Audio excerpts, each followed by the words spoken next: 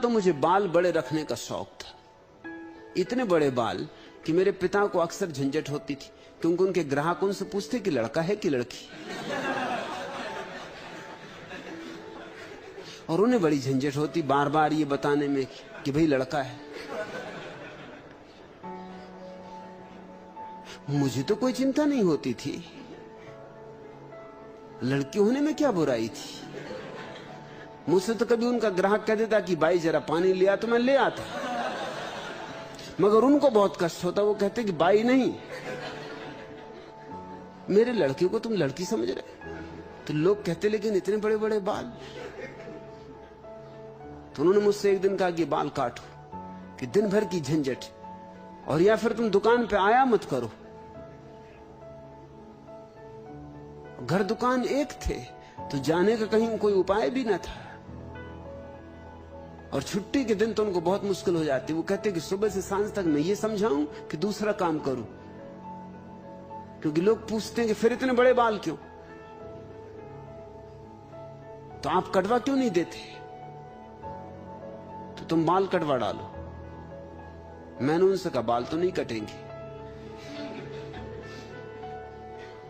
तो उन्होंने मुझे चपत मार दी।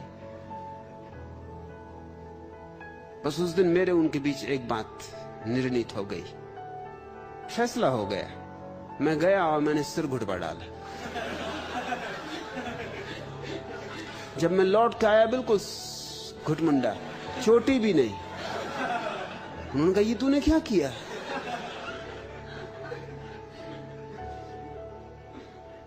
मैंने कहा मैंने बात जड़ से ही मिटा दी, अब दोबारा बाल नहीं बढ़ाऊंगा।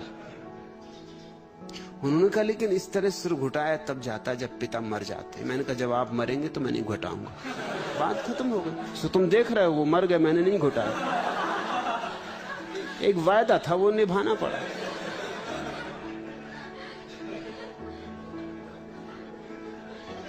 वो भी समझ गया कि मुझसे सोच समझ के बात करनी चाहिए, ऐसा चांटा मारना आसान नहीं है। अब लोग उनसे पूछने लगे कि ये क्या हुआ, क्योंकि गांव छोटा गांव, वहां सिर घुटाया ही तब जाता है जब पिता मर जाए। लोग कहने लगे आप जिंदा हो, और ये आपके लड़के को क्या हुआ। अब मैं और वहीं बैठने लगा दुकान पे जाकर। उन्होंने मुझसे कहा कि मैं हाथ जोड़ता हूं, उससे तो बाल ही बेहतर थे, कम से कम मैं जिंदा तो था। अब ये मुझसे पूछते हैं कि आप क्या मर गए, ये लड़के ने बाल क्यों घुटाए। मगर उस दिन बात निर्णय हो गई, मेरे उनके बीच हिसाब साफ हो गया। एक बात पक्की हो गई कि मेरे साथ और बच्चों जैसा व्यवहार नहीं किया जा सकता। या तो इधर या उधर, या तो इस पार या उस पार। मैंने उनसे कहा या तो बाल बड़े रहेंगे या बिल्कुल नहीं रहेंगे, आप चुन लो। उन्होंने कहा जो तेरी मर्जी। अब ये मैं बात ही नहीं उठाऊंगा। मैंने कहा यही बात नहीं, आप और बातों के संबंध में भी साफ कर लो।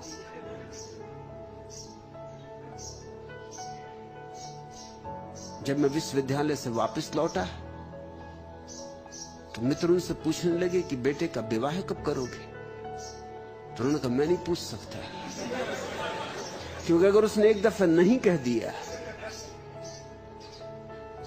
तो बात खत्म हो गई, फिर हां का कोई उपाय न रह जाएगा।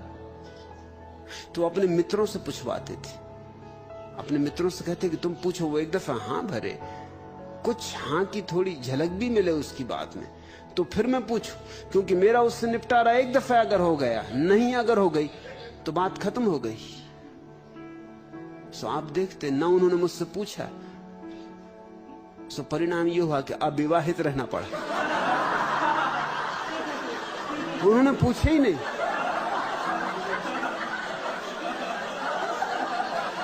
मित्र उनके पूछते थे, मैं उनसे कहता कि उनको खुद कहो कि पूछे, ये बात मेरे और उनके बीच तय होनी, तुम्हारा इसमें कुछ लेना देना नहीं, तुम बीच में मत पड़ो। सुनना, उन्होंने कभी पूछा न झंझट उठी।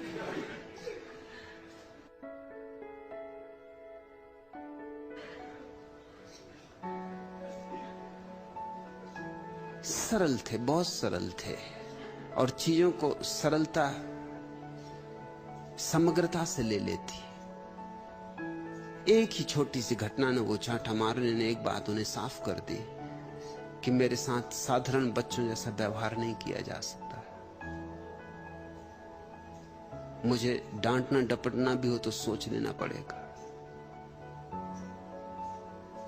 मुझसे ये नहीं कहा जा सकता कि ऐसा करो वैसा करो। तो फिर वो अगर मुझसे कभी कुछ कहते भी तो कहते ऐसा मेरा सुझाव है, कर सको तो करना, नहीं कर सको तो मत करना, मैं कोई आज्ञा नहीं दे रहा हूं। फिर उन्होंने मुझे कोई आज्ञा नहीं दी।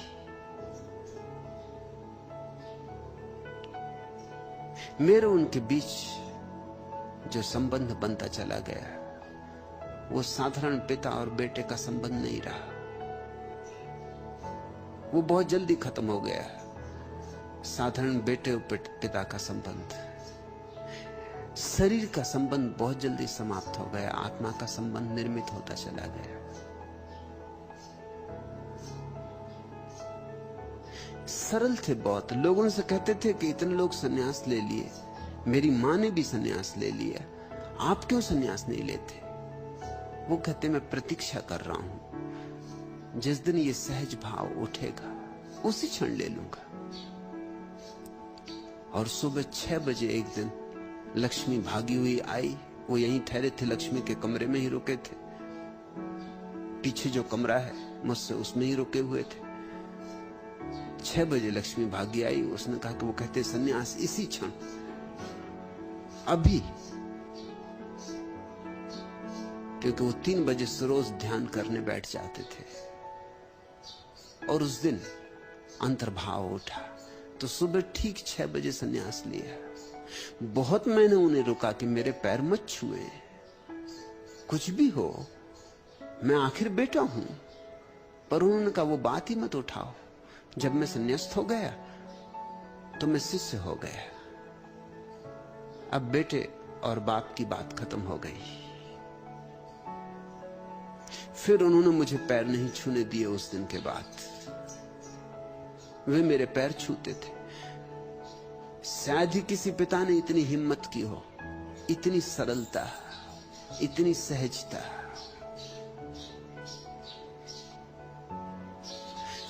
फिर वे मुझसे पूछ के जीते थे छोटी छोटी बात में भी, ऐसा करूं या ना करूं।